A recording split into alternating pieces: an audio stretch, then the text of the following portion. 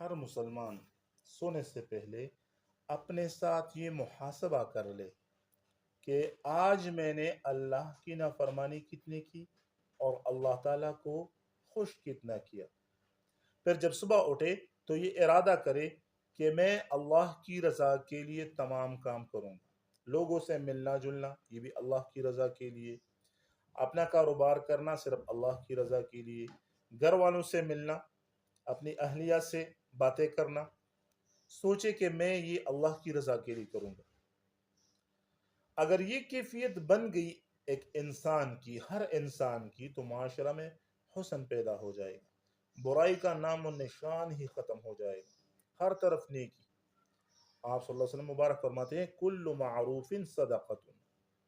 ہر ایک نیکی صدقہ ہے۔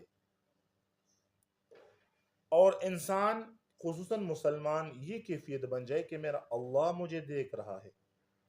تو جب اللہ دیکھ رہا ہے یہ کیفیت بن جائے تو بندہ پھر گناہ کا کام نہیں کرے گا، اور اپنی نیکی اللہ کو دکھائے، مخلوق کو نہ دکھائے، مخلوق سے تما بھی نہ رکھے عزت کی کہ مجھے مخلوق عزت دے گی، نہیں، عزت دینے والی ذات اللہ تعالیٰ کی ہے، اللہ ہی عزت دینے والی ذات ہے۔ مخلوق سے بالکل یہ تما، یہ لالچ نہ رکھے کہ مجھے عزت دے گی، اللہ ہی عزت دینے والی ذات ہے۔ اور اپنی نیکی اللہ کو دکھائے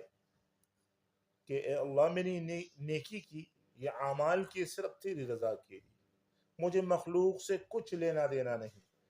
تو معاشرے میں حسن پیدا ہو جائے گا، معاشرہ حسین ہو جائے گا،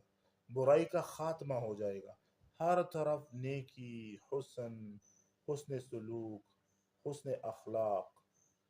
عروج پر آئے گا، معاشرہ عروج پر آئے گا، مسلمانوں کو اپنا کھویا ہوا